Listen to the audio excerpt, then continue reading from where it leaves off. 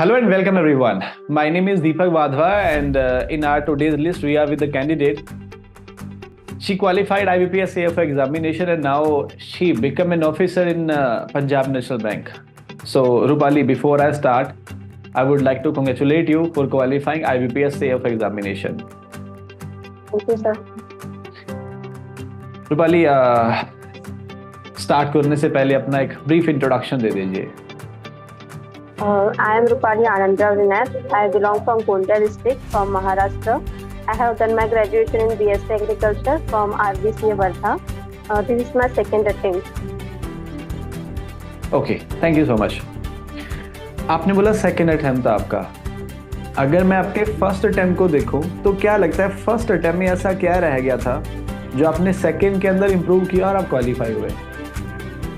Sir, first attempt में मेरी जो मेंस की जो रिविजन्स रहती है वो उतनी नहीं हो पाई थी जितनी मैंने इस बार करी थी. अगर पिछले साल मेरी रिविजन और ज़्यादा रहती तो मैं श्योर थी कि हो जाता पिछले बार. ओके, तो लास्ट टाइम आप कौन से स्टेज तक पहुंचे थे? सर, मैं समझी नहीं, सॉरी. लास्ट टाइम आपने प्री मेंस इंटरव्यू कहाँ तक पहुंचे थे आप? मैंने इंटरव्यू दिया था पिछले साल. Okay, perfect. मतलब क्लोज टू द सिलेक्शन. थोड़ी सी कमी रह गई थी, वो आपने इस बार दूर कर दी रिवीजन करके. एंड क्या लगता है आपको IBPS AFO क्वालिफाई करने के लिए एक नई स्टूडेंट की अप्रोच क्या होनी चाहिए प्री मेंस और इंटरव्यू के लिए? प्री के लिए तो सबसे पहले पूरे फाउंडेशन जो रहते हैं, जो बेसिक कॉन्सेप्ट रहते हैं वो पहले क्लियर चाहिए. उसके बाद ही हम अच्छे मार्क्स हो सकते हैं, क्योंकि अभी जो कट ऑफ है बहुत हाई जा रहा है. और मेंस का भी वही, अगर कॉन्सेप्ट क्लियर अच्छे से रहे अपनी तो हम अच्छे मार्क्स दे सकते हैं. जो कंफ्यूजन रहता है वो कम होता है, सब कुछ अच्छे से चलता है और अच्छे मार्क्स स्कोर हो जाते हैं. Okay, and what was the experience for interview? Interview में तो कॉन्फिडेंस अच्छा चाहिए, तुम्हारी टॉकिंग स्किल अच्छी चाहिए और नॉलेज भी चाहिए थोड़ा बहुत. वो कौन भी टॉपिक से वो क्वेश्चंस निकाल लेते हैं, जो भी हम आंसर देते हैं उसमें से वो क्वेश्चंस निकालते हैं. इसलिए ओवरऑल नॉलेज चाहिए ही अपने को. ओके, एंड थ्योरेटिकल नॉलेज या प्रैक्टिकल नॉलेज इंटरव्यू के लिए? थ्योरेटिकल भी लगता है कभी कभी. तो मतलब मोस्टली मेरे अगर इंटरव्यू हुआ है उन्होंने मुझे थ्योरेटिकली ही पूछा है. इस बार के इंटरव्यू में भी और पिछले बार के इंटरव्यू में भी मेरे को थ्योरेटिकली पूछा था उन्होंने. तो एग्रीकल्चर से रिलेटेड जो क्वेश्चन थे. Okay, thank you so much. Pre और मेंस की बात करें दोनों को, अगर सपोज मैं आज से तैयारी शुरू करता हूँ, मई मंथ से, पेपर नवंबर और दिसंबर के अंदर है, जनवरी के स्टार्टिंग में, मुझे प्री और मेंस को कितना टाइम अलोकेट करना चाहिए? अगर तुम न्यू स्टूडेंट हो, तुम्हें कोई भी नहीं है, तुम्हें फ्रेशर है जस्ट अगर सपोज, तो सबसे पहले मेन प्री के लिए तो मैक्सिमम 6 आवर्स तो देने ही चाहिए. 6 to 7 आवर्स देने ही चाहिए. क्लासेस पकड़ के, प्रैक्टिस पकड़ के इतना होना ही चाहिए. और फिर मैक्सिमम 4 आवर्स तो मेंस के लिए देने ही चाहिए, क्योंकि हमें जो कॉन्सेप्ट रहते हैं थोड़ा रिवाइज करना रहता है और कुछ नए कॉन्सेप्ट रहते हैं जो एग्रीकल्चर में हम जब डिग्री में रहते तब समझ नहीं आते, लेकिन जब हम इसके लिए पढ़े तो हमें सब कुछ जानना पड़ता है. तो उसके लिए एटलीस्ट 4 आवर्स तो भी देने ही चाहिए. Okay Rupali, thank you so much. And आपने बोला कि जिसका फर्स्ट अटेम्प्ट है, अब सपोज कोई फर्स्ट अटेम्प्ट में क्वालिफाई नहीं कर पाया, सेकेंड अटेम्प्ट में है, तो उसकी मेन अप्रोच क्या होनी चाहिए? प्री के साथ ज़्यादा जाना चाहिए, मेंस के साथ? अकॉर्डिंग टू, अगर वो पर्सन का प्री अच्छा चल रहा है तो अगर उन्होंने प्री को थोड़ा कम टाइम भी दिया, सपोज अगर हम 4 आवर्स दे रहे हैं, प्री को तो चलता है और ज़्यादा फोकस मेंस पे करना चाहिए. क्योंकि इस बार मेरे साथ मेरा प्री क्लियर था, अच्छे से सब कुछ हो रहा था, तो मैंने प्री पे कम फोकस किया था और मेंस पे ज़्यादा फोकस किया था. Okay, that's good. And in fact आपका फोकस, आपका इंटरव्यू रिकॉर्ड करने से पहले मैंने आपका रिपोर्ट चेक किया था, तो आई कम टू नो कि आपने 95 टेस्ट दिए हैं प्री और मेंस के मिला जुला के. तो मतलब आपने प्रैक्टिस तो अच्छी खासी की थी. आपने रिवीजन की बात भी करी, तो मैं अगर रिवीजन और प्रैक्टिस यानी टेस्ट पे जाऊँ तो किस तरह से रिवीजन और टेस्ट को दोनों को साथ लेके चलना चाहिए? और सपोज अगर कोई एक सब्जेक्ट की हम रिवीजन कर रहे हैं तो वो सब्जेक्ट तो क्लियर हो जाता है, मतलब हमें पता चलेगा क्या क्या है. लेकिन जब हम जब हम क्वेश्चंस देखते हैं तो उसका पर्टिकुलर आंसर क्या है वो थोड़ा कंफ्यूजन हो जाता है. अगर हम डायरेक्टली अगर मॉक ना दे, डायरेक्टली एग्जाम में चले जाए, तो इसलिए मॉक देना जरूरी होता है, क्योंकि वहाँ पे हमें वो क्वेश्चन का पैटर्न समझ में आता है, इसका क्लियर बट आंसर क्या है वो समझ में आ जाता है। इसलिए रिवीजन प्लस मॉक देना बहुत जरूरी होता है। Okay, that good. इंटरव्यू की बात करते हैं।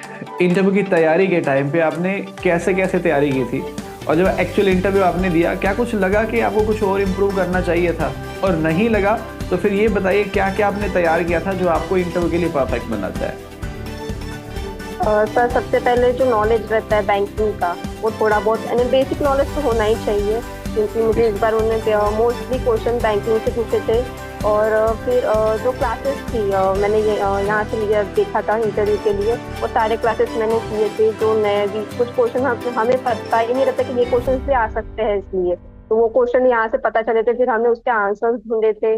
फिर वो आंसर्स मुझे मतलब वो क्वेश्चन रिपीट हुए थे वहाँ पे, तो एक क्योंकि उसके आंसर्स पता रहते तो वहाँ पे एक फटाक से आंसर निकल जाता है, उनको उन्हें झिझक नहीं होती हमें कुछ भी आंसर देने के लिए, तो एक अच्छा रहता है। और एक सेल्फ कॉन्फिडेंस भी चाहिए, सब कुछ चीजें। और जब मैंने मॉक इंटरव्यूज दिए थे तो एक स्माइल में मतलब ध्यान नहीं रहता हमें कि हमें स्माइल करना चाहिए इसलिए ऑल द टाइम। तो लेकिन मैंने मॉक इंटरव्यू दिया था, मुझे बोला गया था कि थोड़ी स्माइल रखा करो, तो मैंने ये ध्यान रखा था इस बार। तो ये सारी चीजें मतलब आती काम में आती है। Thank you so much Rupali. एक मैं छोटी सी बात रूपाली क्लियर कर देता हूँ मेरे सारे व्यूवर्स को।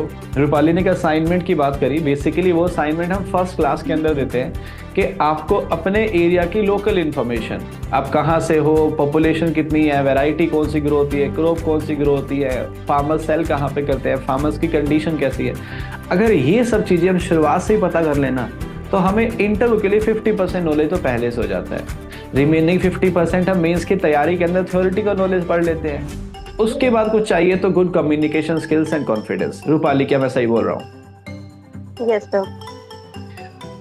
Sorry, thank you so much.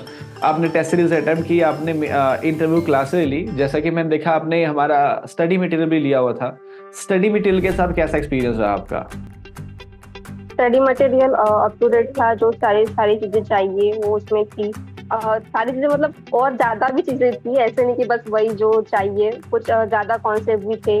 मतलब पूरी बुक्स भरी पड़ी है, मतलब कॉन्सेप्ट अलग अलग चीजें, कुछ जो चीजें हमने कभी डिग्री में भी नहीं पढ़ी है वो चीजें वहाँ पे मैंने पढ़ी है थोड़ी बहुत।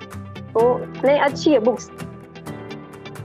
Thank you so much Rupali. And आपका वीडियो जब जाएगा तो नीचे व्यूवर्स मेरे कमेंट करेंगे, तो मैं पहले से क्लियर करता हूँ कि रूपाली ने हमसे प्री की टेस्ट सीरीज, मेंस की टेस्ट सीरीज, हमारा study material plus interview course, 4 different course लिए थे। And apart from this Rupali ने कहीं और से XYZ प्लेटफॉर्म से कोई और कोर्स भी लिया था। मैं ये ट्रांसपेरेंसी रखना चाहता हूँ। मैंने रूपाली से रिकॉर्ड करने से पहले बात भी करी कि रूपाली मुझे कोई इशू नहीं है बोलने में कि आपने कहीं और से भी कोर्स लिया था, बट व्हाट आई वांट कि आपकी वीडियो को कोई बच्चा दिख रहा है तो उसे एग्जैक्टली पता होना चाहिए कि रूपाली ने किस तरीके से तैयारी करके सिलेक्शन लिया है, ताकि वो भी रूपाली की स्ट्रेटेजी को फॉलो कर सके। Right. And I am sure आपने जहां और इंटरव्यू जगह उन्होंने ये वाली बात कभी नहीं बोली होगी, बिकॉज हम 507 सिलेक्शन वाले हैं, बाकी किन के कितने मैं उसकी बात नहीं करूंगा। एनी हाउ, लास्ट क्वेश्चन, कैसा लग रहा है सेलेक्ट होने के बाद, स्पेशली आपकी फैमिली को और आपको?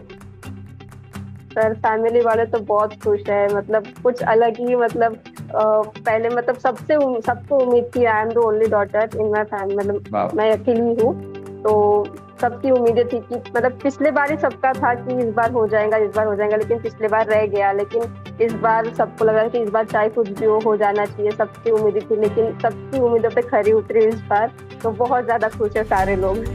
Very good, very good. Rupali की बात सुन के मैं उन सब लोगों को मैसेज देना चाहूँगा, बिकॉज मेरी ये वाली वीडियोस बहुत सारे बच्चों के पेरेंट्स भी देखेंगे। बच्चों से एक्सपेक्टेशंस कीजिए, उनको अप्रिशिएट करिए, मोटिवेट करिए, बट उनको फर्स्ट ईयर के अंदर क्वालिफाई होने के लिए पुश मत कीजिए। द रीज़न इज़, अगर आप उनको इतना फोर्स करेंगे तो बच्चा एग्जाम के अंदर जाके नर्वस हो जाएगा। उनको मौका दीजिए, बोलिए कि तू कर सकता है और जितना टाइम लगता है लगाओ।